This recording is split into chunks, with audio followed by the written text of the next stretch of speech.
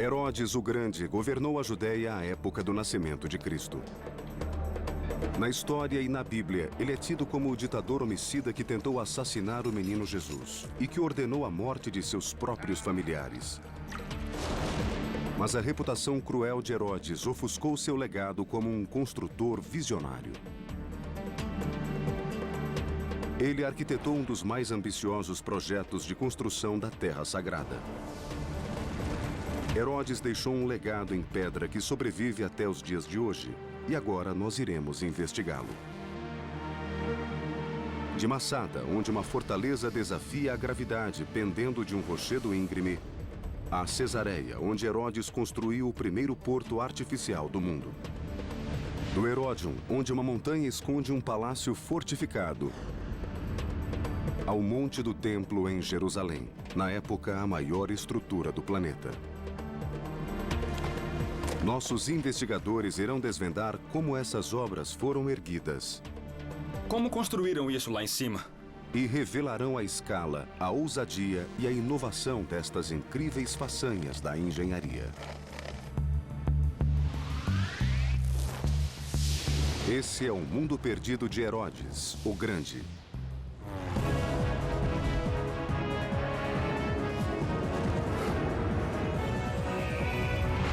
Mundos Perdidos. Herodes, o Grande. Esse deserto seco e quente é o local mais desolado de Israel. Há 2000 anos, em 37 a.C., essa terra se chamava Judéia e era governada pelo rei Herodes. Nas margens do Mar Morto, em um local chamado Massada, ele decidiu construir uma fortaleza sobre um rochedo. As muralhas da fortaleza ainda existem e nossos investigadores irão explorá-las. Ori Soltes é um arqueólogo da Universidade de Georgetown, em Washington. Ele é um especialista na história da Terra Sagrada. Ori pretende entender melhor o legado de Herodes a partir das ruínas do rochedo. Agora vamos descer por essa passagem. Certo. E entrar no Caldarion. E podemos ver bem o que é isso abaixo do piso. Mark Talesnik é um engenheiro geotécnico da Universidade de Haifa, no norte de Israel. Ele pretende descobrir como os construtores da fortaleza conseguiram trabalhar nesse local, o que seria difícil mesmo com a tecnologia de hoje.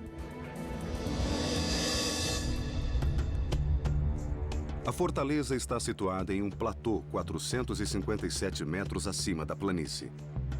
E Mark logo percebe que os engenheiros de Herodes conviviam com o risco de uma queda fatal. A rocha é cheia de fendas. Em qualquer lugar que olhamos, vemos rachaduras na pedra. Era preciso ter cuidado. Vejam só esses 4 grandes parafusos. Eles penetram de 15 a 20 metros na montanha. Gostaria de saber se os engenheiros de Herodes pensaram nessa questão. Herodes não se preocupava com a segurança dos trabalhadores. Seu único interesse era a transformação desse local, que não seria apenas um palácio, mas um refúgio. Ele precisava de proteção, pois não estava seguro no poder. Herodes não havia herdado a coroa nem pertencia à família real judia. Ele subiu ao poder usando violência e habilidade política. Ele se tornou rei graças ao apoio de Roma, a superpotência da antiguidade, mas era mal visto pela nobreza e pelo povo judeu. Herodes era um rei imposto por uma potência estrangeira e não podia confiar em ninguém.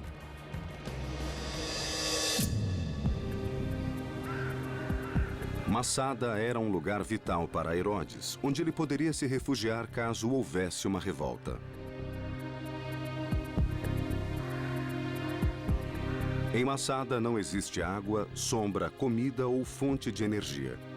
Guiado pelo historiador Albert Baumgarten, Mark Talesnik descobre que para um empreiteiro como Herodes, Massada possuía um recurso vital: pedra. Essa é a pedreira. Nossa, isso é incrível! Os engenheiros de Herodes usaram essas pedras para cercar o platô com uma muralha de 1 quilômetro de comprimento.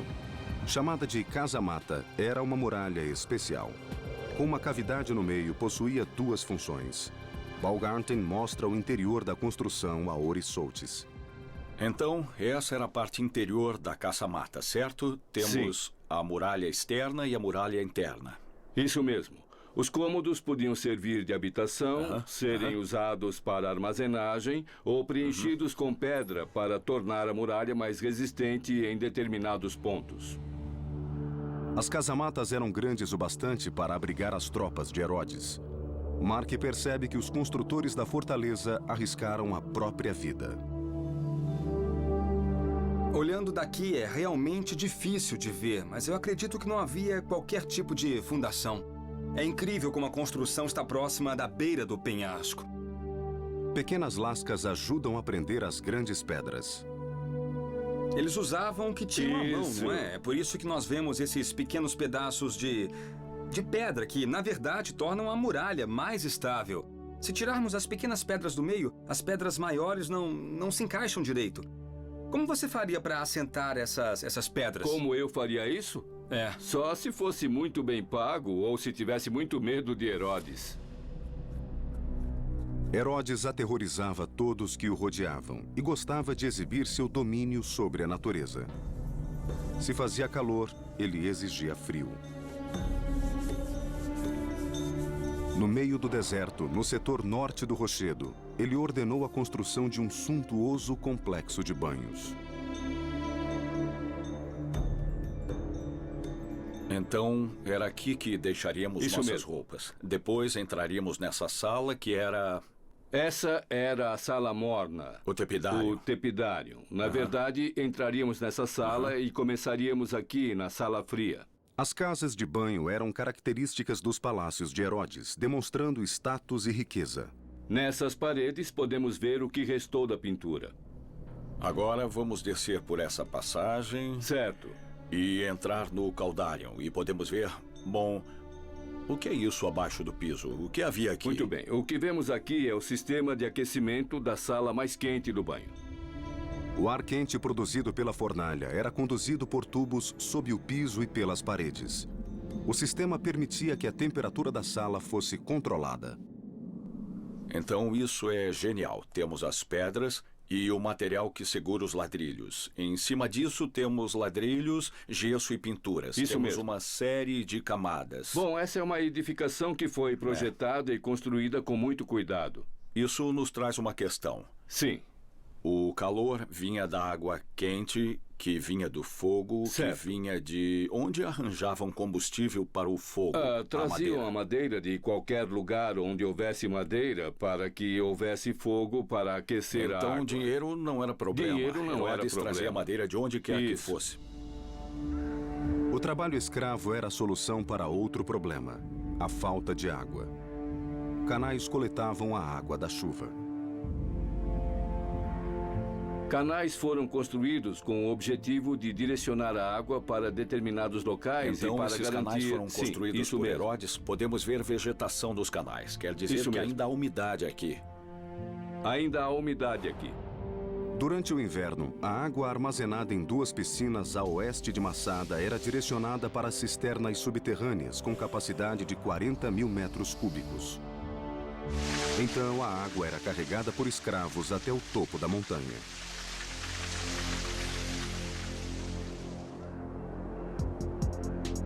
Situado 305 metros acima da planície, o Palácio Suspenso de Herodes era uma ousada obra de engenharia.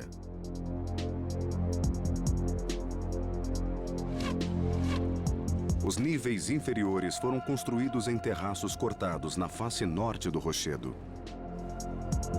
Olha só essa parte aqui. A rocha alterna faixas duras e macias, facilitando o trabalho de escavação dos engenheiros até as camadas de pedra boas para construir. Olha só, a grande vantagem é que esse tipo de rocha é fácil de quebrar. Após quebrá-las em camadas, podiam construir os diferentes níveis. Herodes teria acesso a esses níveis através de uma escada. Essa é a escada. Ela sobe até ali onde haveria um deck e... Não, esse é o deck. Não, peraí. Olha isso. É óbvio que havia alguma coisa aqui em cima. É mesmo? É. Tudo bem. A engenharia era ousada e a decoração era suntuosa.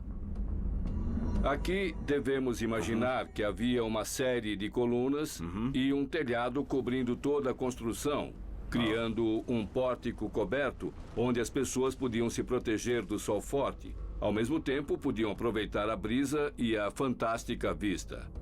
É incrível. Sim. Era o mínimo para o homem mais rico do Oriente. Com certeza. Masada, a fortaleza do rei Herodes, era uma maravilha da engenharia. Ele transformara uma rocha inabitável em um oásis.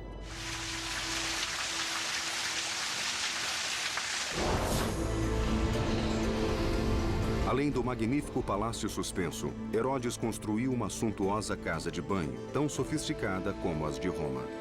E fez tudo isso no meio do deserto.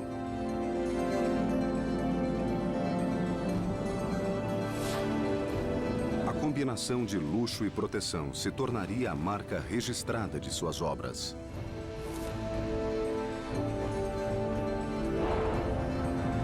Masada foi apenas o começo. Herodes, o Grande, estava prestes a realizar um dos projetos mais ambiciosos de seu reinado.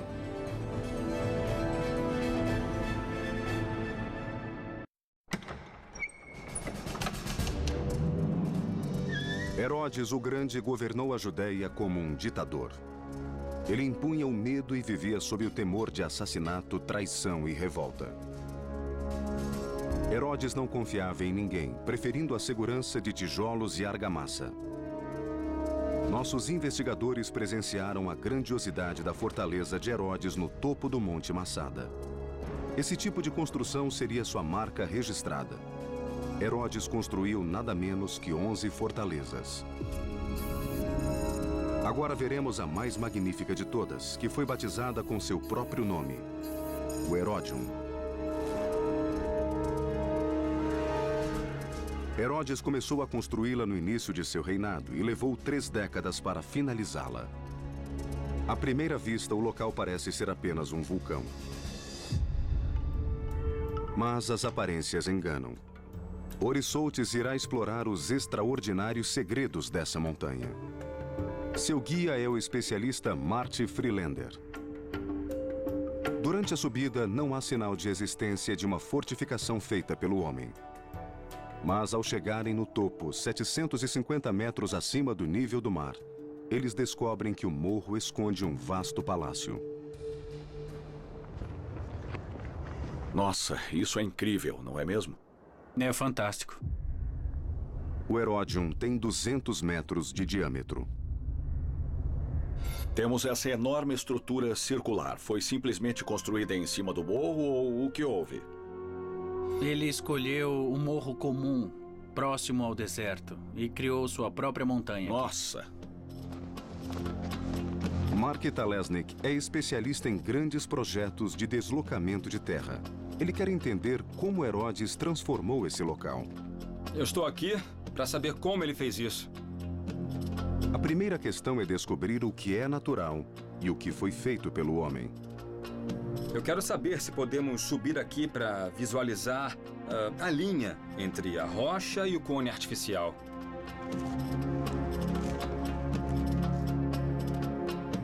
Eu acho que esse aqui é o local. Foi nesse terraço que os engenheiros começaram a construção. Eles subiram até aqui e construíram daqui para cima. Muito bem, vamos lá. Mas como isso foi feito? Como Herodes construiu uma montanha em cima do morro? Primeiro ele ordenou que escavassem aquele morro próximo. Dá uma olhada, veja como o topo é plano.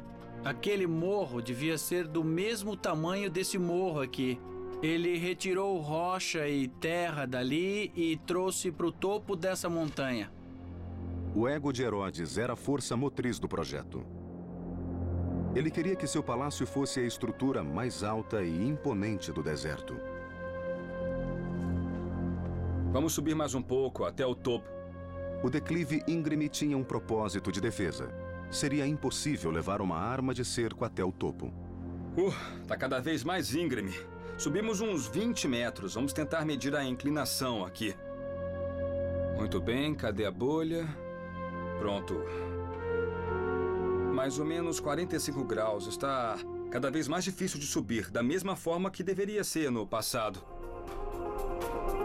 Do topo, 120 metros maior que os morros vizinhos, Herodes tinha uma visão clara de Jerusalém, a 25 quilômetros de distância.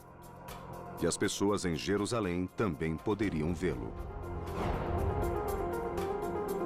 A aparência de vulcão foi produzida empilhando terra sobre as paredes externas, que ganharam resistência graças ao formato circular.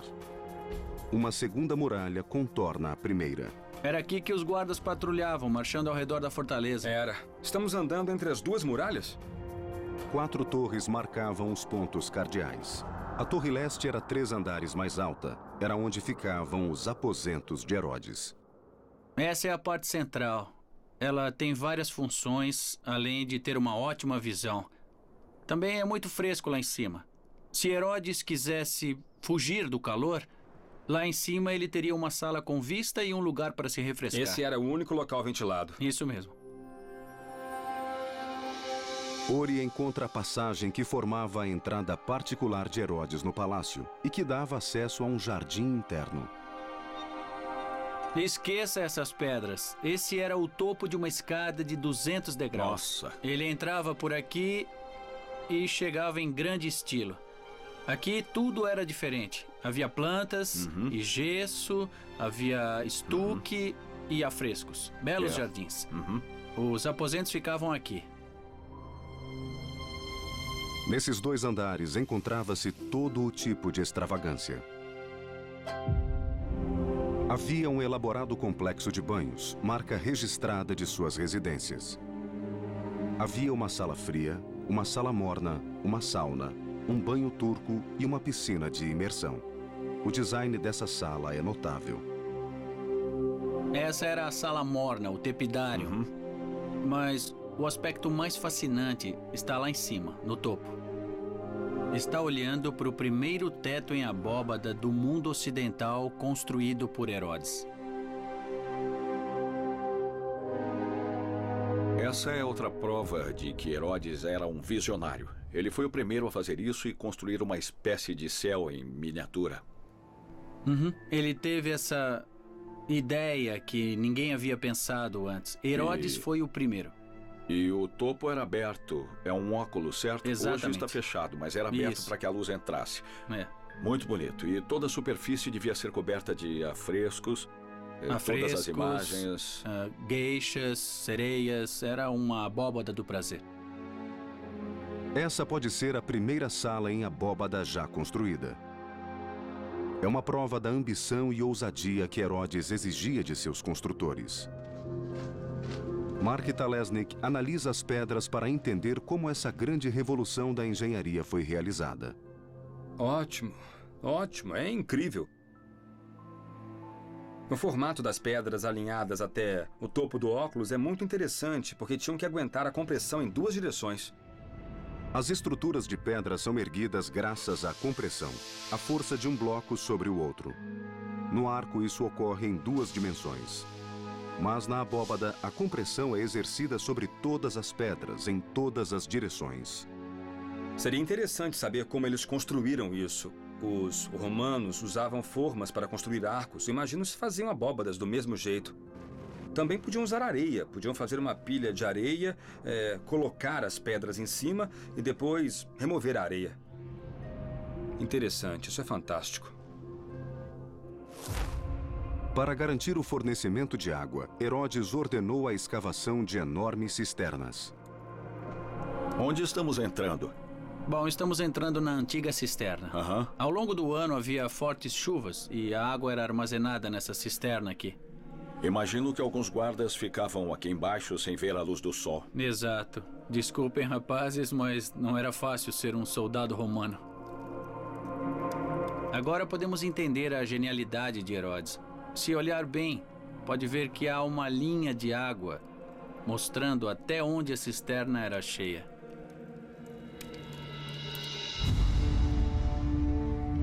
O Herodium era a prova do domínio de Herodes sobre o deserto. 154 mil metros quadrados de terra improdutiva foram transformados em um palácio de prazeres com vastos jardins. Uma enorme piscina com aqueduto próprio constituía a peça central. Toda a área era cercada por jardins suntuosos e muito impressionantes. Lembre-se que estamos no meio do deserto. Herodes criou um jardim temperado em pleno trópico. Do tamanho de 2 piscinas olímpicas, era navegável por pequenos barcos.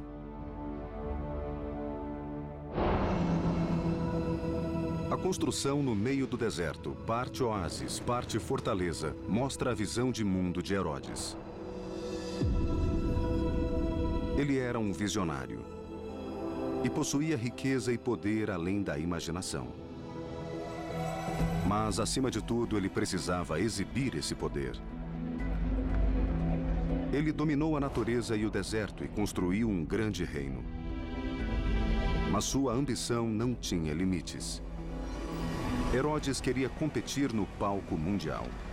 E para mostrar que era digno dos senhores romanos, Herodes construiria uma nova cidade tão imponente quanto Roma.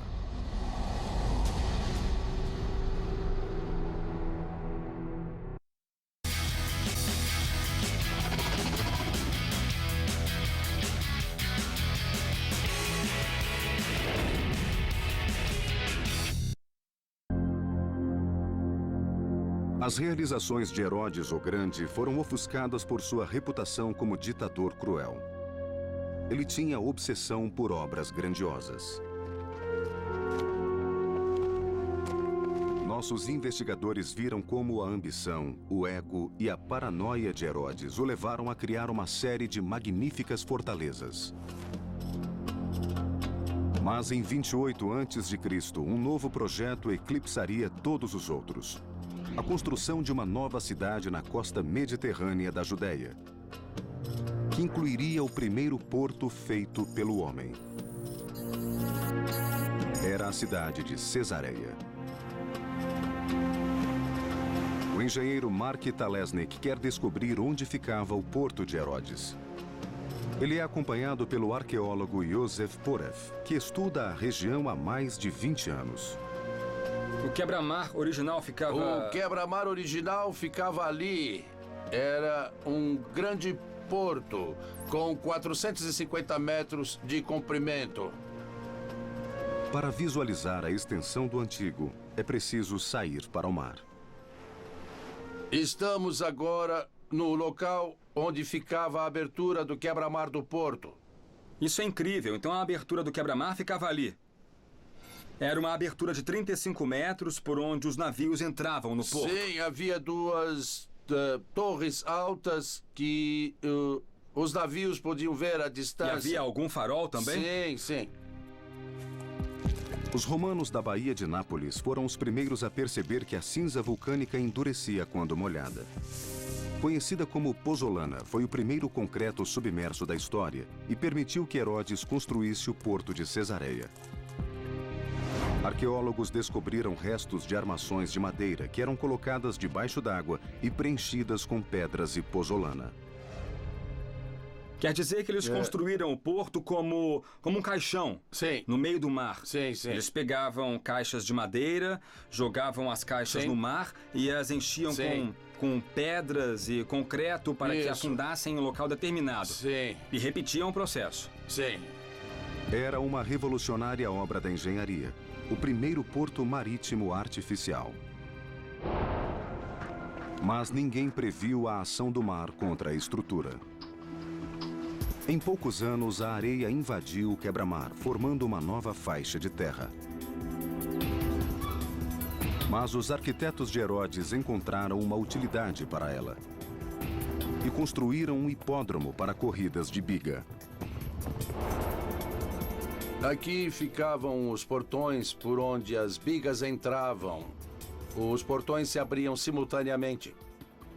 Isso é uma rocha com um sulco. Era como se fosse uma cerca se abrindo? É possível, sim. Após passarem pelo portão, as bigas se dirigiam até uma barreira central.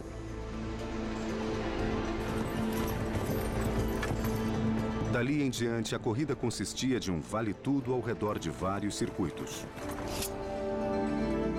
As arquibancadas comportavam até 800 espectadores. Com o crescimento de Cesareia, a capacidade dobrou. Aqui podemos ver um segmento de bancada muito bem preservado. Era importante ter uma boa visão das curvas onde havia muitos acidentes. Então as pessoas sentavam aqui só para ver os acidentes? Sim, elas gostavam disso. Elas gostavam, né? É. E as bigas corriam na areia? Sim, arena significa areia em latim. Ah, eu não sabia disso. Herodes construiu a cidade mais moderna do mundo romano. Herodes trouxe arquitetos romanos à Judéia. Tanto o teatro como o circo romano que vimos anteriormente foram projetados seguindo características da arquitetura romana. Os teatros romanos tinham um formato semicircular. Esse foi o primeiro teatro da Judéia. Seu projeto foi concebido a partir de um entendimento de acústica, assegurando que o menor som fosse ouvido das bancadas superiores. O que havia de especial na acústica do teatro? Bem, logo atrás do palco havia uma parede muito alta, fazendo com que todo o som fosse empurrado do palco para a plateia. As vozes eram ouvidas de qualquer lugar. É uma Bela vista, não? bela vista. Os melhores assentos da casa. Um belo cenário também, com o pôr do sol. Herodes batizou a cidade de Cesareia para homenagear seu protetor, o imperador romano. O projeto era uma obra de adulação e deu certo. Ao construir uma cidade romana em um reino judaico, Herodes corria o risco de irritar seus súditos. Para manter a lealdade do povo era preciso mantê-lo feliz. E Herodes fez isso através de outra obra: reconstruindo a cidade de Jerusalém. O resultado seria uma das maiores obras de engenharia da história.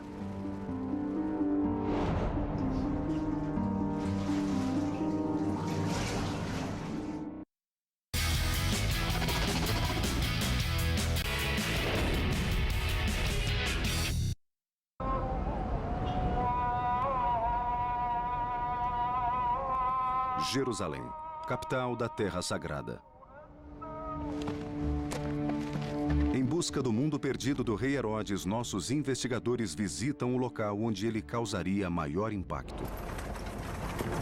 Herodes era violento e cruel, mas também muito inteligente. Ele sabia que um povo feliz seria mais fácil de ser governado. Herodes fornecia comida, entretenimento e, o mais importante, água. Os judeus foram um dos primeiros povos a valorizar a higiene e a limpeza, tanto nas práticas religiosas como no dia a dia. Então Herodes os presenteou com a reconstrução e expansão do maior banho público de Jerusalém, a piscina de Siloé. Acompanhado por Eyal Meron, Mark Talesnik segue para a região de Jerusalém, conhecida como Cidade de Davi. Ele quer saber como era a piscina na época do rei Herodes. Apesar de ser muito citada na Bíblia, ela só foi descoberta recentemente. Qual era a função da piscina?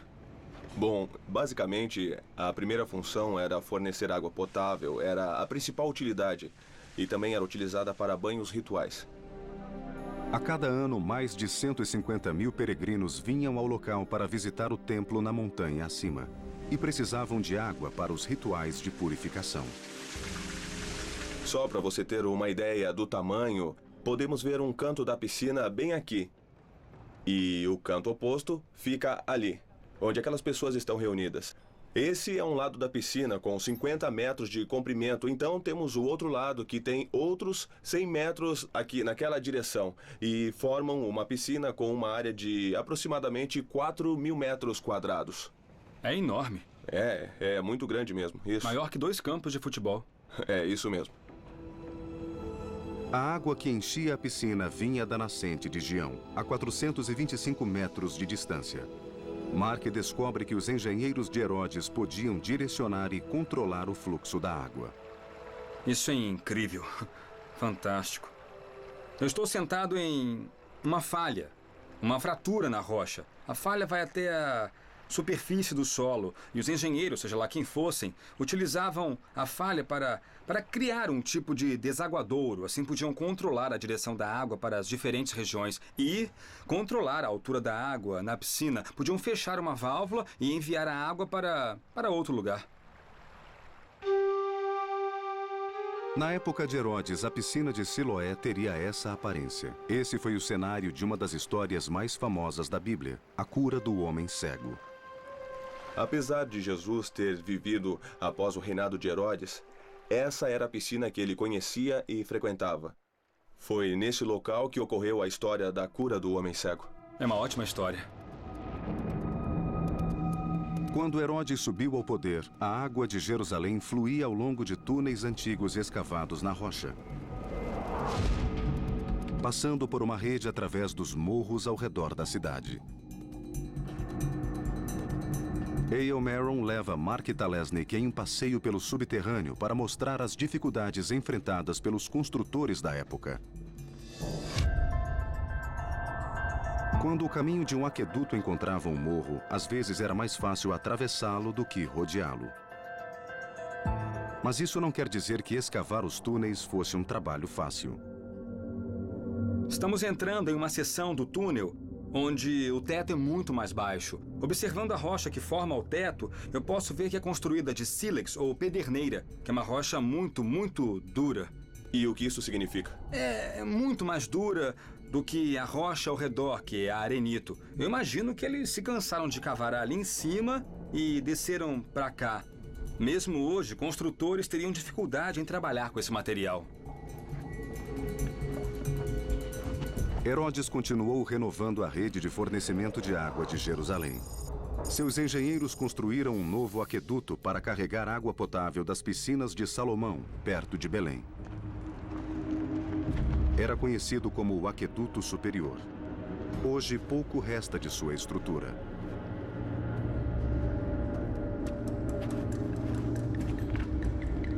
Mas Mark Talesnik e A.L. Maron encontram uma das poucas seções remanescentes.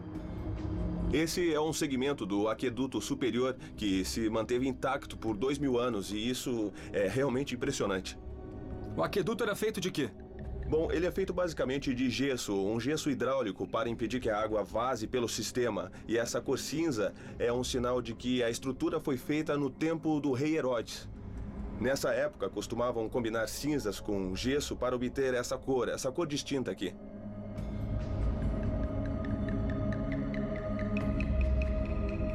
Eu sempre quis ser um trabalhador municipal. Vamos ver. A inclinação de um aqueduto romano pode ser pequena. Essa seção parece totalmente plana e Mark quer descobrir se ela tem algum declive. Vamos colocar mais água para ver se descobrimos a direção do fluxo. Não temos água suficiente. Não, temos sim. Ali, ó, temos um fluxo ali, correndo bem ali. Sim, tem um fluxo bem suave nessa direção. É isso aí. É isso aí. Muito bom. Sorte dos engenheiros de Herodes.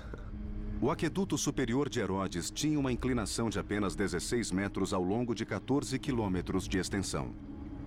Se houvesse água o bastante no cano, o fluxo iria para a direção mais baixa.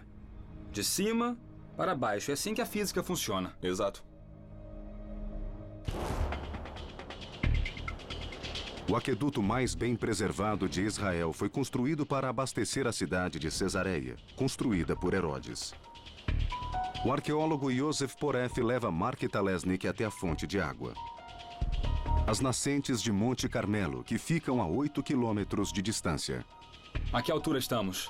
Estamos a 50... 50 metros acima do mar. Sim, a fonte está aqui.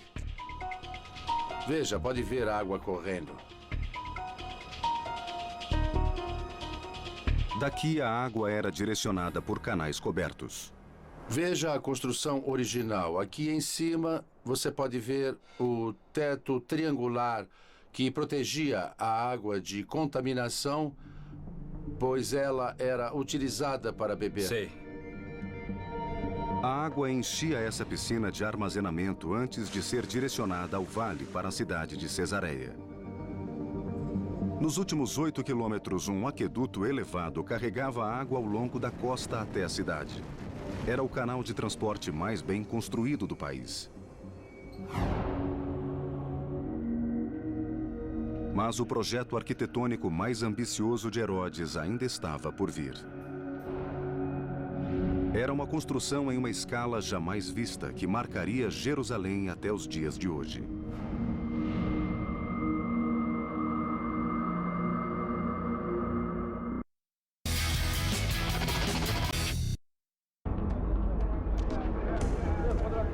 Nossos investigadores estão descobrindo o legado do rei Herodes, o Grande.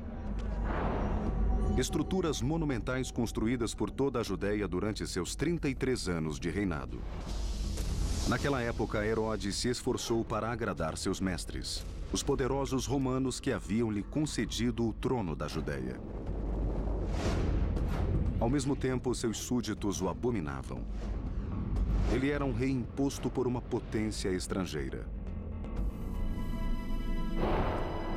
Herodes quis se provar digno do povo judeu e fez isso concedendo-lhes o maior presente imaginável: a reconstrução do templo, o local mais sagrado da terra para os judeus.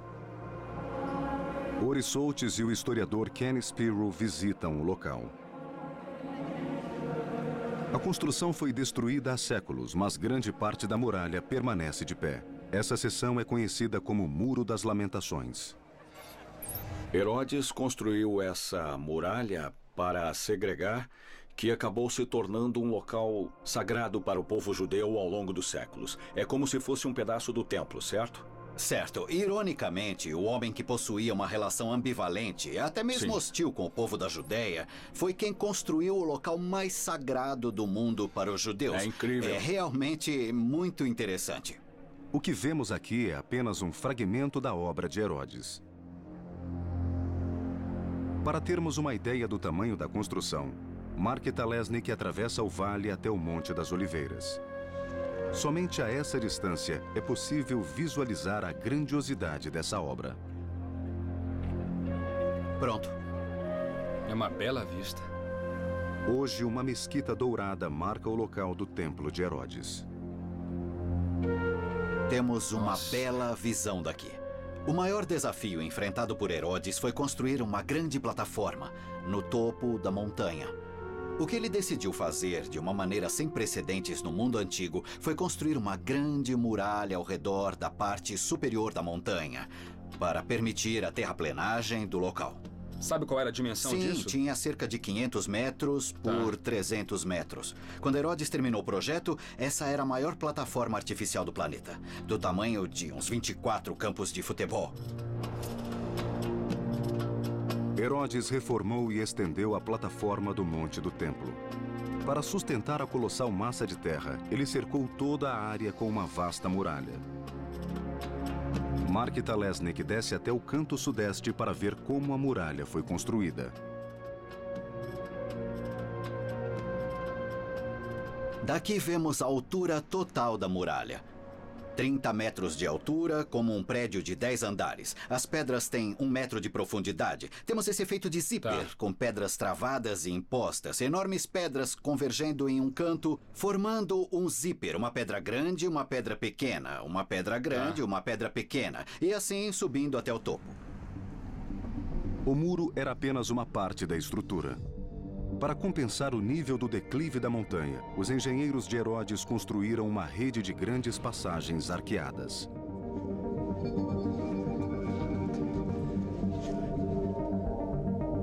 Mark Talesnik e Ken Spiro seguem um túnel embaixo do Muro das Lamentações.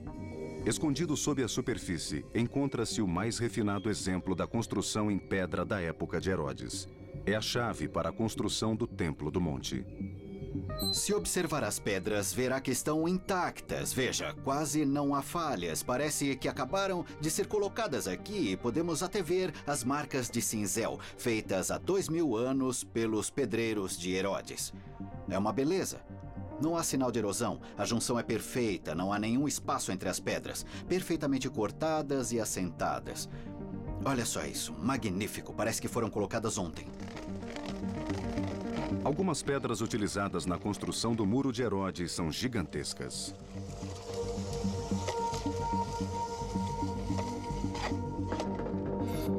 Tá aqui, temos 13 metros e 10 centímetros. É uma pedra comprida. Vamos medir a altura desse bloco. Temos 3 metros e 7 centímetros. Eu sei que essa pedra tem uns 5 metros de espessura. Assim, vamos fazer os cálculos. Densidade do arenito, 2,4 toneladas por metros cúbicos. Então, temos uma pedra que pesa 550 toneladas. É uma pedra bem grande. Bem grande mesmo. Além de construir o Monte do Templo, Herodes expandiu a cidade.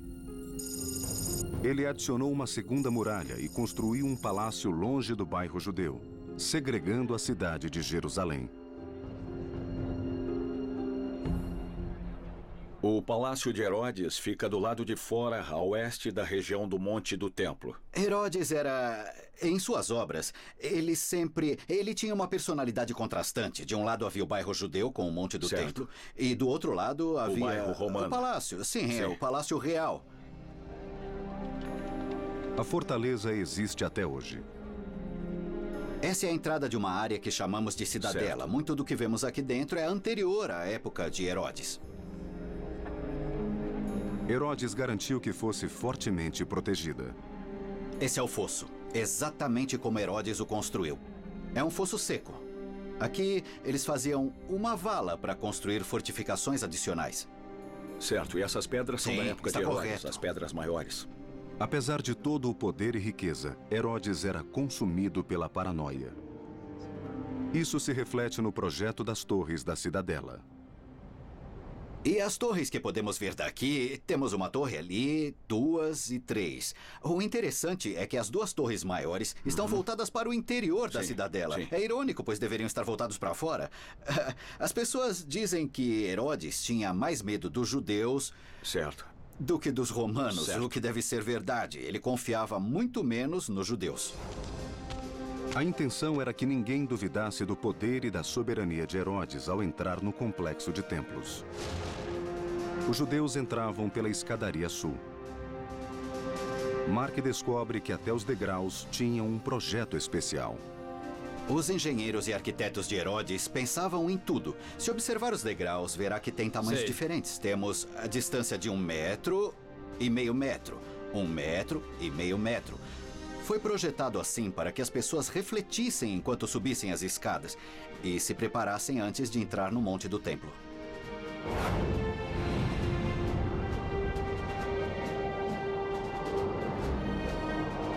O primeiro templo foi construído pelo rei Salomão, e Herodes tinha a intenção de ofuscá-lo. Nenhuma pedra restou do templo de 53 metros de altura. Ele queria se imortalizar e impressionar o povo judeu.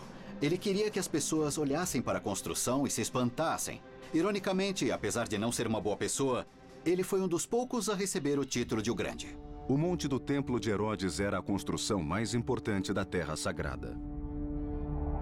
Representava o auge do reinado de Herodes e a glória da nação judia.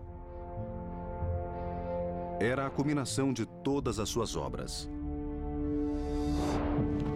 Como nossos investigadores descobriram, ele se beneficiou do conhecimento adquirido em Massada, de como reforçar declives perigosos e como esculpir grandes blocos de pedra. Do Herodion, os construtores de templo aprenderam escala e como construir em diferentes níveis. A construção de uma cidade inteira em Cesareia sugeria que nada estava além do alcance de Herodes.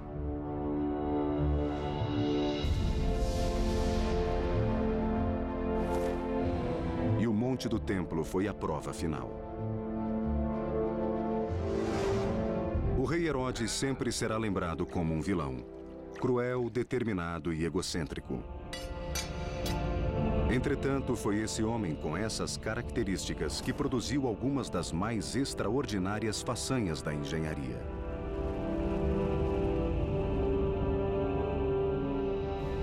Em 2007, arqueólogos descobriram uma tumba ornamentada em uma escavação em Heródion.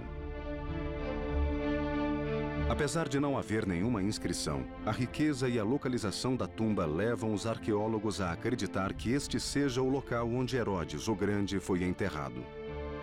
As pesquisas continuam, mas se os arqueólogos estiverem certos, esta pode ser a tumba do maior construtor do mundo antigo.